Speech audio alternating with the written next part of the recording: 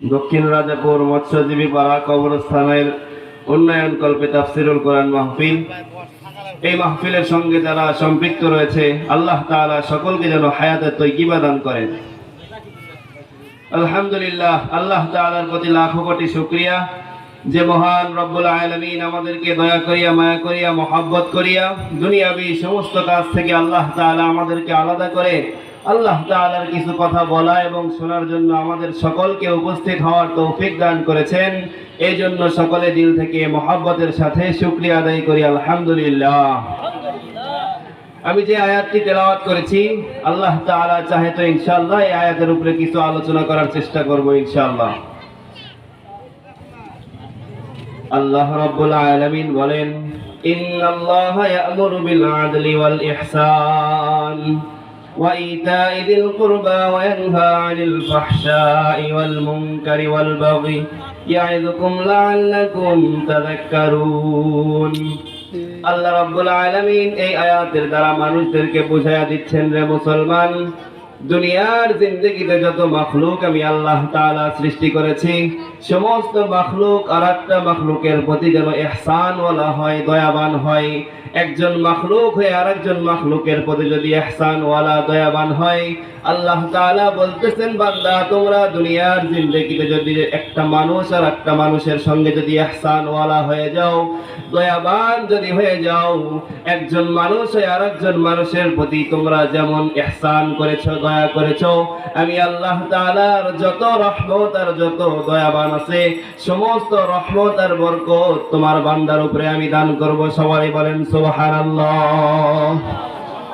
আল্লাহর রাসূল সাল্লাল্লাহু আলাইহি ওয়াসাল্লাম দুনিয়ার জিন্দেগিতে যতদিন পর্যন্ত থাকছেন, হায়াতের জিন্দেগি আল্লাহর রাসূল সাল্লাল্লাহু আলাইহি ওয়াসাল্লাম যতদিন দুনিয়ার জিন্দেগিতে পাইছেন, দুনিয়ার জীবন থেকে ইন্তেকালের আগ পর্যন্ত যতদিন হায়াতের তয়্যিবা আল্লাহ তাআলা দান করেছেন, সমস্ত সাহাবায়ে কেরামের উপরে আল্লাহর রাসূল ইহসান করিয়া, দয়া দেখায়া মানুষদেরকে শিখাইছেন এবং বুঝাইছেন, যাতে করে কিয়ামত পর্যন্ত যত নবী এবং উম্মত আসে, কিয়ামত পর্যন্ত যত উম্মত আসে, সমস্ত উম্মত যেন আল্লাহর রাসূলের ইহসান দেখে এবং পড়ে এবং শিখে।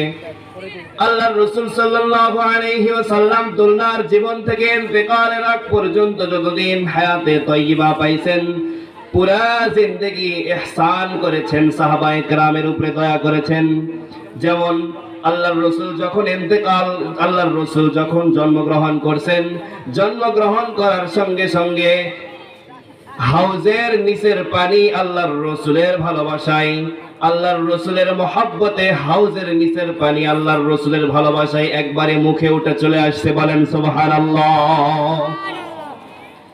এইটাই শুধু শেষ নয় রে মুসলমান, হযরতে হালিমাতুস সাদিয়া হুজুর সাল্লাল্লাহু আলাইহি ওয়াসাল্লামের দুধমা হালিমাতুস সাদিয়া আল্লাহর রাসূল সাল্লাল্লাহু আলাইহি ওয়াসাল্লামকে বলে, বাবা মুহাম্মদ, তুমি যখন দুধ পান করার জন্য আমার ঘরের মধ্যে আসছো, আসার সঙ্গে সঙ্গে আল্লাহ তাআলার যত রহমত আর বরকত আছে, সমস্ত রহমত আর বরকতের দরজা আল্লাহ তাআলা আমার ঘরের মধ্যে খুলে দিয়েছে। বলেন সুবহানাল্লাহ।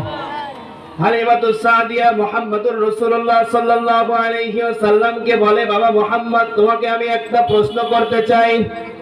আল্লাহর রাসূল বলে, হ্যাঁ বলেন, কি প্রশ্ন করতে চান?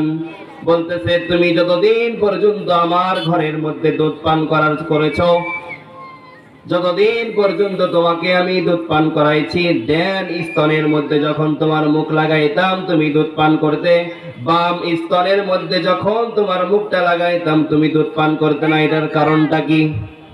এটা হালিমাতুস সাদিয়া আল্লাহর রাসূলকে প্রশ্ন করছে, তুমি যখন দুধ পান করার জন্য আমার ঘরে আসছো, ডান স্তনে যখন তোমার মুখটা লাগাই দিতাম তুমি দুধ পান করতে, বাম স্তনে যখন তোমার মুখটা লাগাইতাম তুমি দুধ পান করতে না। এটার কারণটা কি? আল্লাহর রাসূল সাল্লাল্লাহু আলাইহি ওয়াসাল্লাম বলে, আমি যখন দুধ পান করার জন্য আপনার ঘরের মধ্যে আসছি, দুধ পান করার জন্য যখন আপনার ঘরের মধ্যে আসছি, ওই সময় আমার একটা দুধ ভাই ছিল যে আপনার স্তন থেকে দুধ পান করত। আমি যদি দোনো স্তন থেকে দুধ পান করতাম, হইতে পারে আমার কারণে আমার দুধ ভাই হয়তো বা কষ্ট পাইতো। এই জন্য ওই সময় থেকে আল্লাহ তাআলার হুকুমে ডান স্তনের মধ্যে শুধুমাত্র আমি দুধ পান করতাম, বাম স্তনে দুধ পান করতাম না। কারণ বাম স্তনে দুধ পান করার দ্বারা হইতে পারে আমার দুধ ভাই কষ্ট পাইতো।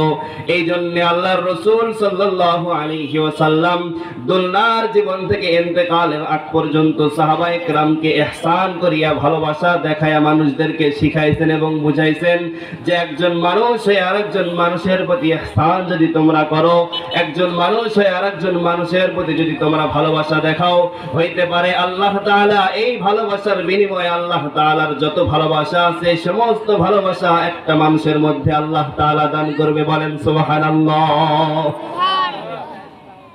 আল্লাহর রাসূল সাল্লাল্লাহু আলাইহি ওয়াসাল্লাম হযরত আবু বকর সিদ্দিককে ইহসান শিখাইছেন। আবু বকর সিদ্দিক সাধারণ কোন সাহাবী নয় রে মুসলমান। যত নবী আল্লাহ তাআলা দুনিয়াতে পাঠাইছেন সমস্ত নবীর মধ্যে যেমন আমাদের নবী শ্রেষ্ঠ, যত উম্মত আল্লাহ তাআলা দুনিয়ার জিন্দেগিতে পাঠাইছেন এবং পাঠাইবেন সমস্ত নবী সমস্ত উম্মতের মধ্যে থেকে হযরত আবু বকর সিদ্দিক তেমন উত্তম। বলেন সুবহানাল্লাহ। আবু বকর সিদ্দিক সাধারণ কোন সাহাবী নয়। যত নবী আল্লাহ তাআলা দুনিয়াতে পাঠাইছেন সমস্ত নবীর মধ্যে থেকে আমাদের নবী যেমন শ্রেষ্ঠ, যত উম্মত দুনিয়ার জিন্দেগিতে আসছেন এবং আসবেন সমস্ত উম্মতের মধ্যে থেকে আবু বকর সিদ্দিক তেমন শ্রেষ্ঠ। বলেন সুবহানাল্লাহ। আল্লাহর রাসূল সাল্লাল্লাহু আলাইহি ওয়াসাল্লাম হযরত আবু বকর সিদ্দিককে ইহসান শিখাইছেন, দয়া শিখাইছেন। আবু বকর সিদ্দিক রাদিয়াল্লাহু তাআলা আনহুর খেলাফতের জামানায় ওনার একজন গোলাম ছিলেন। কোন একটা কারণে আবু বকর সিদ্দিক গোলামের উপরে একটু রাগ করছেন। রাগ করিয়া আবু বকর সিদ্দিক ওই গোলামের কান ধরে একটু মলা যখন দিয়েছে, দেওয়ার সঙ্গে সঙ্গে হযরত আবু বকর সিদ্দিক একটু পরে এই গোলামের কানের দিকে তাকায় দেখে কানটা একটু লাল হয়ে গেছে। মুসলমান ভাই, উম্মতের মধ্যে থেকে সর্বশ্রেষ্ঠ উম্মত হচ্ছে হযরত আবু বকর সিদ্দিক। আর এই আবু বকর সিদ্দিক একজন গোলামের কানে মলা দিয়েছে, একটু পরে কানের দিকে তাকায়া দেখে যে কান একটু লাল হয়ে গেছে। সর্বশ্রেষ্ঠ উম্মত হওয়ার পরেও একজন গোলামের সামনে আসছে, আসার পরে গোলামকে বলতেছে, গোলাম তোমার কানের মধ্যে আমি একটু মলা দিয়েছি, কিছু কষ্ট হয়তো বা পাইছো, তোমার কাছে আমি আমার কানটাকে পেশ করে দিলাম। যতক্ষণ পর্যন্ত আমি তোমার কানটা মলা দিয়েছি, যত জোরে তোমার কানে আমি আঘাত করেছি, আমি আবু বকর তোমার সামনে আমার কানকে পেশ করলাম, তুমি আমার কানকে মলা দাও, যাতে করে হাসরের মাঠে কিয়ামতের দিন কঠিন মুসিবতের সময় আমার বিরুদ্ধে যেন জুলুমের কোনো কথা না আসে। বলেন সুবহানাল্লাহ। কান ধরে মলা দিছে। আর কি পরিমাণ চিন্তার পেরেশানি বেড়ে গেছে যে হাসরের মাঠে যদি আমি আবু বকরের বিরুদ্ধে যদি জুলুমের কথা ওঠে, তো আমি আবু বকর কিভাবে হাসরের মাঠে আল্লাহর রাসূলের পাশে দাঁড়াবো। তো আল্লাহর রাসূল সাল্লাল্লাহু আলাইহি ওয়াসাল্লাম আবু বকর সিদ্দিক রাদিয়াল্লাহু তাআলা আনহুকে ইহসান শিখাইছেন, দয়া শিখাইছেন, ভালোবাসা শিখাইছেন।